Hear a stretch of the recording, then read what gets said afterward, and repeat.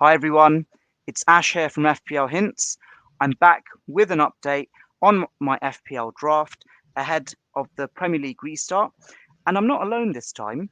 Joining me today is FPL Planner. Now, you might have heard FPL Planner speak on some of my captaincy polling data videos earlier in the season. For those that don't know, FPL Planner is an FPL enthusiast, a Manchester United fan, like myself, has back-to-back top 5k finishes, and is also an admin of the Australian FPL Oz Leagues. How's it going, mate? Or should I say, or should that be good day, mate? I'm very good, thanks, Ash. Thanks for having me on. It's super excited to get back straight back into FPL after a great World Cup. And yeah, Abs- sorry for England, but I think we can agree that it's been a great World Cup nevertheless. Absolutely. If we just take out like the England's knockout in the quarterfinals, like yeah, just from a purely neutral fans perspective, from a footballing perspective, that was probably one of the best World Cups in my lifetime, and probably one of the best World Cup finals I've ever seen as well. So yeah, it was a good, much needed break for myself, and yeah, I'm just glad that FPL is back and ready to rock and roll once again. Now, um, another point I want to mention before we continue, two important caveats for those that are tuning in.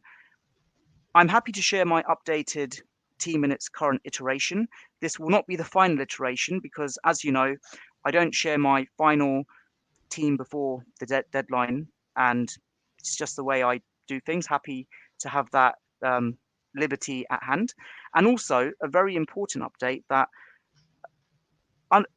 when it comes to unlimited transfers, they do affect your um, FPL transfer tally, unlike when you do transfers in a wild card, and that will affect your overall rank. So when you are going through your draft iterations, I would strongly say that just be careful when you hit the confirm button. There's no price changes right now, so there isn't that worry, but just do keep that in mind as well. So without further ado, let's get straight into it. So context first of all. So I'm ranked about 600k in FPL at the moment, I believe. So my rank took a bit of a battering um, in the final two game weeks before the World Cup, and I I've constructed this first draft team, which I shared, I believe, over a week ago. Now I kind of just did that on the cuff after England got knocked out of the World Cup, and my my thinking has changed a lot after showing that first draft team. So I'll quickly just show it again as a reminder. But where my mindset is right now is that I don't mind being super template in this early stage, but at the same time, we've got these double game weeks that are literally just around the corner. So I'm happy to be heavily invested in the double game weeks as well. So, from my perspective, it's really a case of there's an upside opportunity here. So we'll see how it goes, but let's just show the draft again in its first iteration.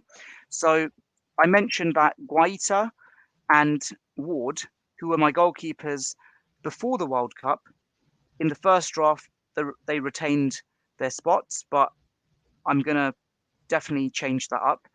The defense bought Ben White just before the final price change ahead of the World Cup embargo of price changes. Then you got Castagna, who had my first wild card change, Cancelo, Shaw, and Trippier.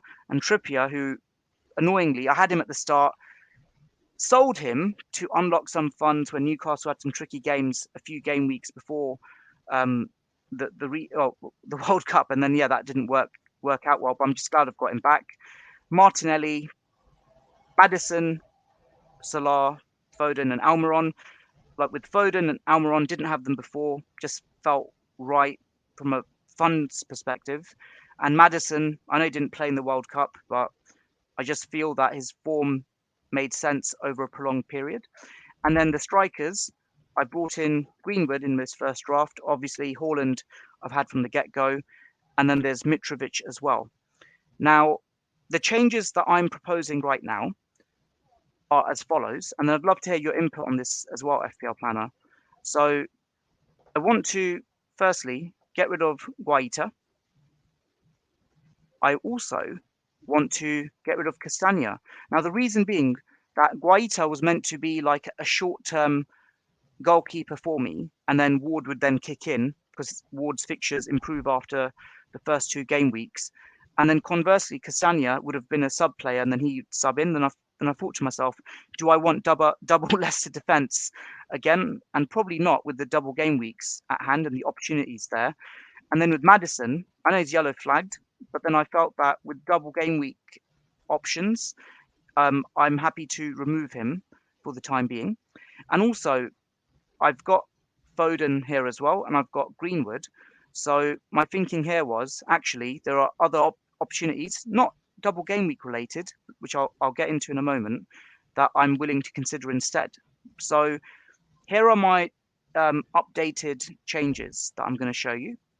So from the forward line, I've decided that due to Aston Villa having some, well, Martinez especially, he won't be available for that first game week, and Darwin almost seems like unrivaled up top for Liverpool at the moment.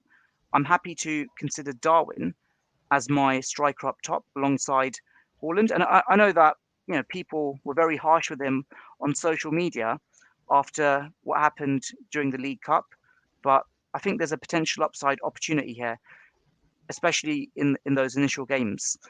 And then obviously because I've got rid of Greenwood, I've brought Darwin in, I've got to counterbalance that by getting in a cheap midfielder. And in this instance, I have to revert back to Pereira. So let me just get this here.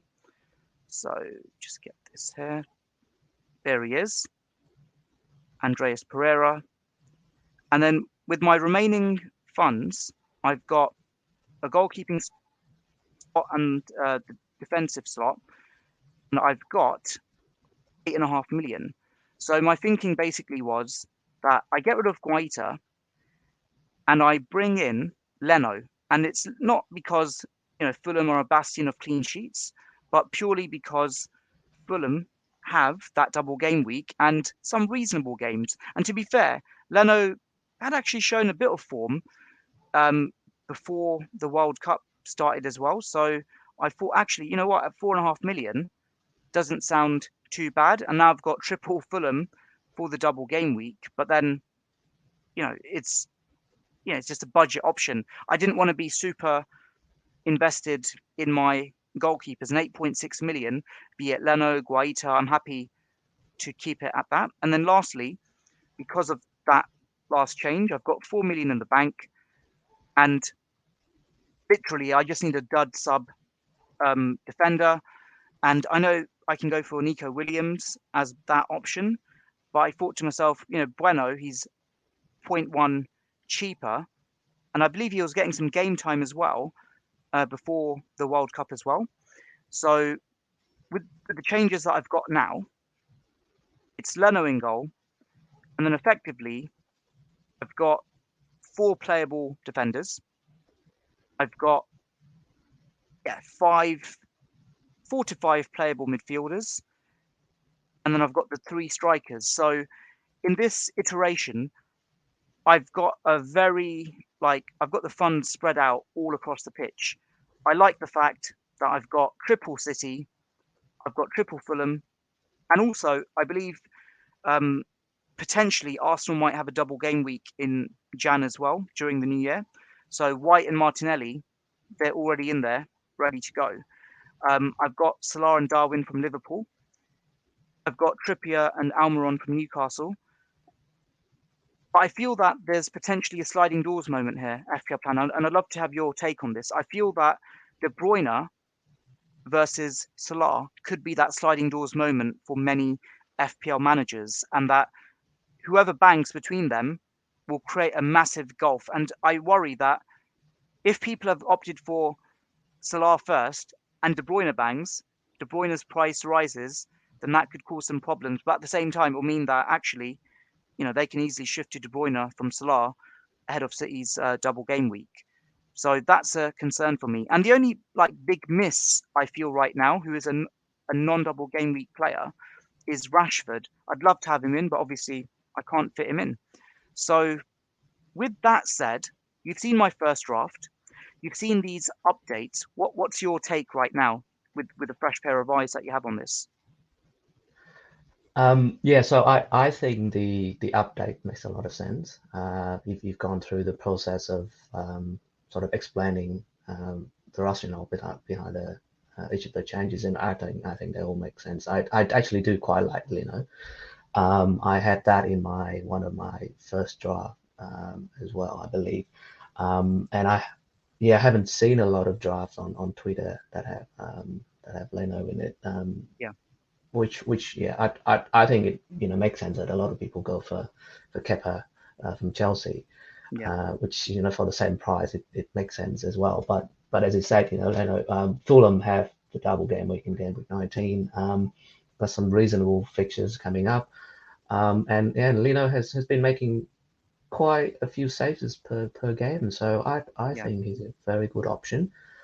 Um, In defense, yeah, well, obviously, Bruno makes sense for the third bench option, yeah, 3.9, and potentially have some game times. I think that's an ideal spot.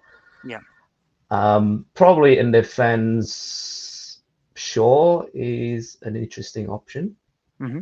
I think he's getting back into some form. I think he's been playing pretty well for England. Yeah. So I think he will probably retain his starting lineup for United.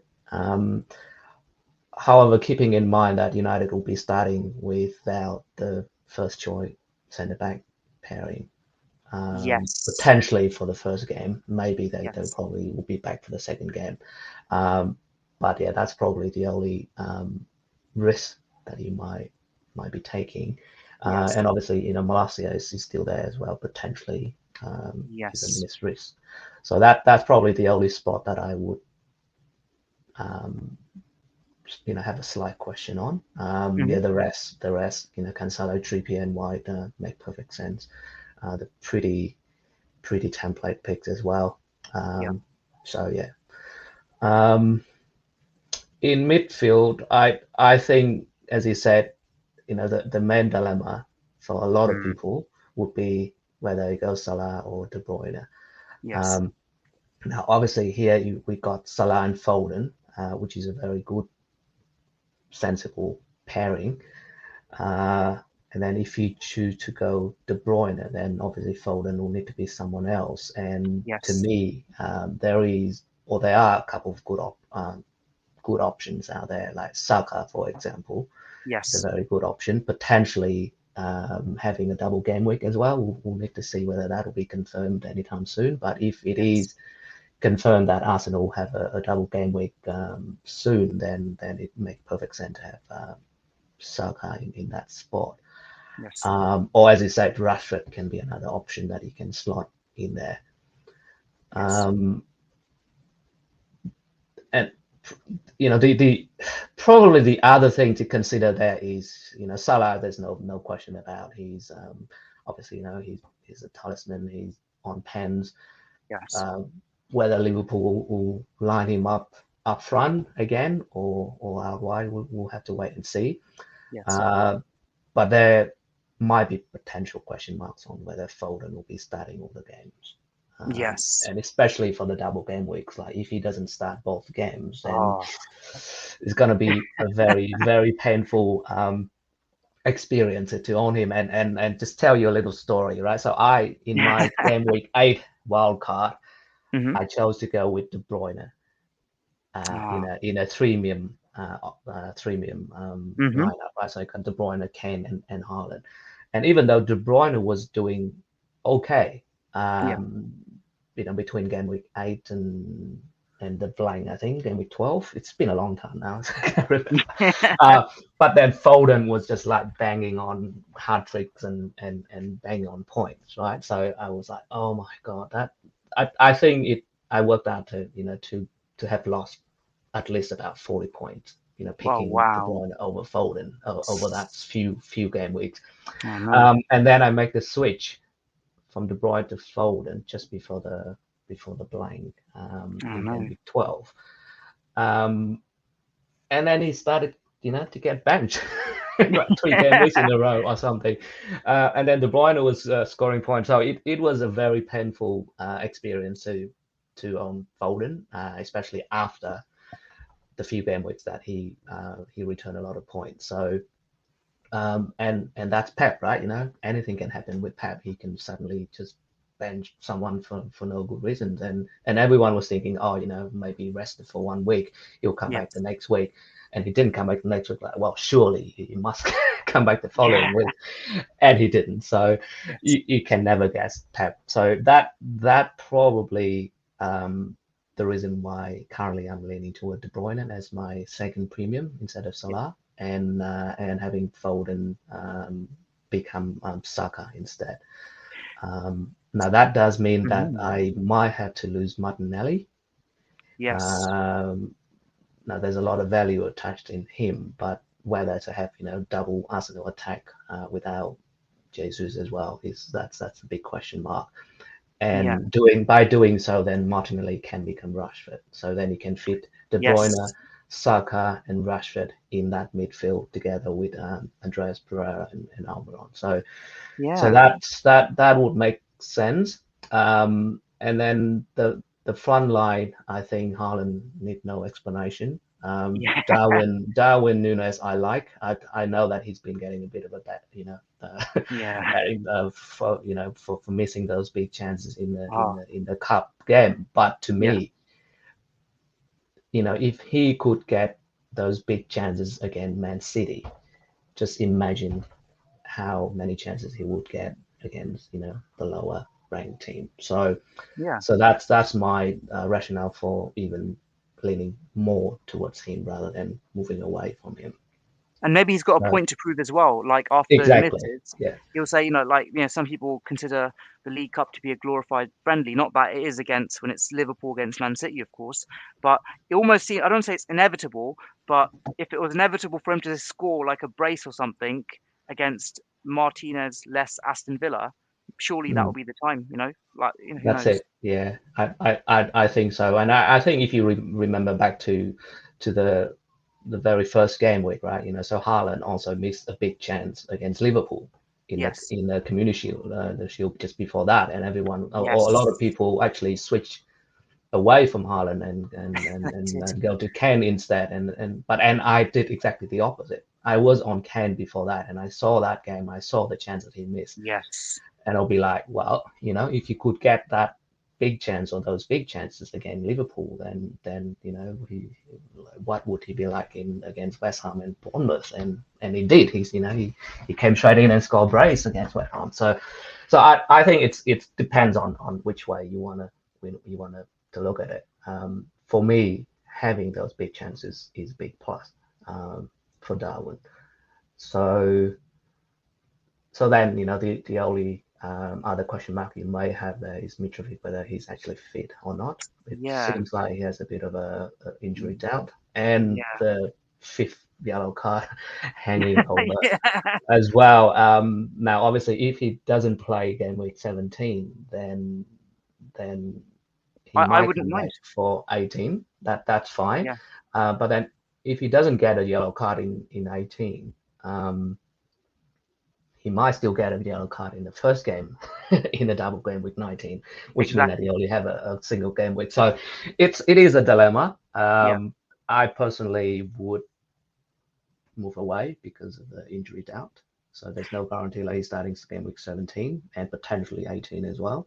So who would you Uh, get instead of Mitrovic? Because my thinking with Mitrovic was, I know he's yellow flagged, he's got the yellow card issue as well. My thinking was that if he doesn't start in game week 17, then hopefully this team has enough resilience to have a decent enough sub one. So that wouldn't be an issue for me. And obviously, it's the risk of him getting that yellow just before the double game week or during the double game week will wreck it all. So there was something else I wanted to show you, and it would have been like a no Salah draft as well. But just before I show you that, if you didn't have Mitrovic, who would you have instead?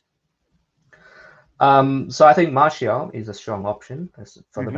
about the same price. And And the rationale for going with Martial is to basically take advantage of those first 2 game weeks, right? So Yes. NFO and Wolves, Mm. and then we have time to assess whether Mitrovic is fit and doesn't have the yellow card. Yeah. Then you could potentially make the switch from Martial to Mitrovic in game week 19.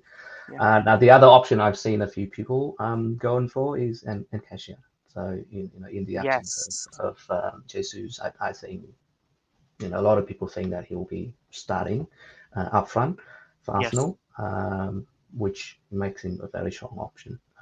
So those are the 2 very, very viable alternatives.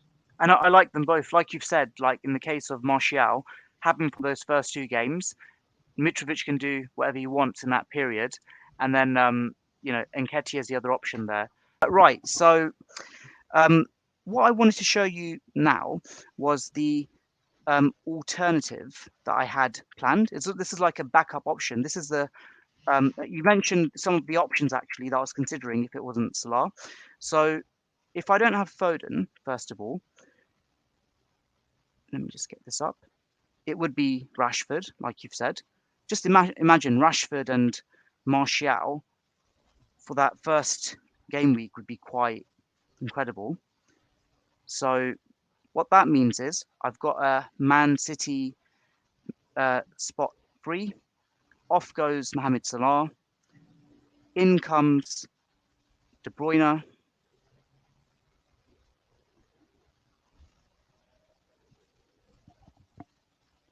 And then I get rid of Bueno. There he is, James. There we go. So this is the alternative that I had if I went without Mohamed Salah. So the options are Leno and Ward, White, James, Cancelo, Shaw, Trippier, Martinelli, Pereira, De Bruyne, Rashford, Almiron, Mitrovic, Darwin, Haaland. What are your thoughts on that? I quite like it actually. Yeah, because I was actually about to say another thing with the previous draft was a lack of any Chelsea option. But now obviously you've got James in, Yeah. and he seemed to be fit and ready. So I think that looks great. You might have a bit of a benching headache though in defense. That massive, yeah, it'd be a massive benching headache because I've got So yeah. But what I would consider doing is I'd convert Shaw into like a 4.0. So then I've got the sub 3 option there. But then you've got what 4 starting defenders potentially. yeah, Okay, Andreas, he can be a sub 2 or a sub 1 outside of the double game weeks. That's 4-4. But it's a headache. I've got to bench one of these strikers, which would be a massive pain. And yeah, Mitrovic could become Nketiah. But yeah, with this option, it's funds are spread all across the pitch, and like it's a benching headache. It looks nice, right? it But then does it's look no, nice. there's no Yeah. Mohamed Salah, and that's a risk. Am I willing to take that risk? I know, we both enjoy talking about EO, and I worry that if Mohamed Salah bangs in game week 17 and De Bruyne doesn't, then that's going to cause me problems, and I don't want to take that risk. And that's probably why this wouldn't be my go-to update, if that makes sense. Mm. I think you're right. So obviously, first thing first, if you were to go with this draft, I would probably downgrade Shaw to Yes, to 4.0 defender or someone, and bank that money so that you can upgrade um, yes, Rashford to Trossard, for example, if Brighton do have a double game week announced. Um, or yeah, Mitrovic to anyone if he's get the yellow card. So I think it's add some flexibility into your team. Um, but yeah, in terms of like going without Salah, I think his EO is not going to be massively high. interesting. Simply because most people will captain Haaland, right? So Haaland will be the captain most week. Yeah, So no, yeah, yeah, he will. even if Salah is like 50-60% on, that will be 50 to 60% a year instead of 120 or 150 like it used to be. So I think it's a risk, but I don't think it's as big a risk as it used to be the case when whenever you went without Salah in the past, it's going to be massively punished due to he's 120 plus EO every week. Yeah, Now the other thing is De Bruyne potentially have 2 double game weeks in the next 6 or 7 game weeks, right? yeah, So would I bet on De Bruyne outscore Salah in from now between now and game week 23? I think I could, given that he got two extra fixtures, very good fixtures leading up to the double game weeks as well. I think it's very close, De Bruyne and Salah. I don't think it's clear who's going to score more in the next 6 or 7 game weeks. And on top of that, you do have Darwin Núñez to sort of hopefully cover some Liverpool attack as well. So personally, I think it's a risk, but I think it's a risk that you can take at this yeah. stage. Yeah, it's that's it. And like with Foden is a massive rotation risk. De Bruyne isn't, and we saw what De Mm. Bruyne did in the League Cup as well. Um, so yeah, this is a massive headache. I think this will be like I don't want to say this is like a Havertz and Salah incident like we had last season. I hope it's not to that degree, but I feel that whoever bangs between De Bruyne and Mohamed Salah in these initial game weeks, and that obviously if De Bruyne then bangs in double game week, that's going to prove decisive. So yeah, I'll have a think about it. But this is the other option, which yeah, it looks good on paper, but then it's benching headaches as well. Mm. But yeah, no, that's really it. Thank you. Anything else to add before we wrap up there, FPL Planner? No, I think it's looking great. I think team is looking strong, and obviously it seems like there's a couple of spots that you'll need to ponder up on, and I think my draft will end up looking very similar, like most other people that that I've seen on Twitter. Anyway, that the template is pretty strong, Yeah, but I think that's fine. We're coming back to a new sort of chapter of FPL this season. There's a lot of unknown, so it's better to yeah, go safe and go with the template. Um, and then we can choose to do something different later on. I don't think it's worth a risk going mm, different now for the sake yeah, of just being different. yeah, So yeah, a lot of teams will have very similar, maybe 11, 12, 13 players, and then a couple of spots that will be different. And I think that's enough to exactly. get you on a good start, and then we'll see how things go from there. Because there's still a lot of game weeks and a lot of football to play, and plenty of opportunities to make up ground.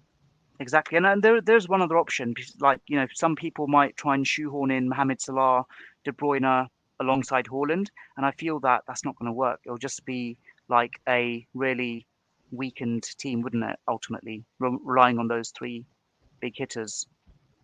Yeah, I've seen a couple of drafts that have the 3 mims, and they look okay. But yeah, I agree with you that there may be sacrifices that you have to make elsewhere, like no Cancelo, for example, or no 8 million midfield slot, which I think is quite crucial to have one as well. Yeah, Yeah, so I think it's viable, but yeah, probably won't work long term. exactly. Look, I really appreciate your input and insights as always. For those that don't know, you can follow FPL Planner on Twitter. That's FPL Planner AU. And as always, for anyone listening in, if you can comment, share, like, and subscribe, that would be greatly appreciated. Apart from that, ahead of game week 17 and the restart, may your arrows be green and may your mind be serene. Take care and all the best, everyone. Thank you very much. Goodbye.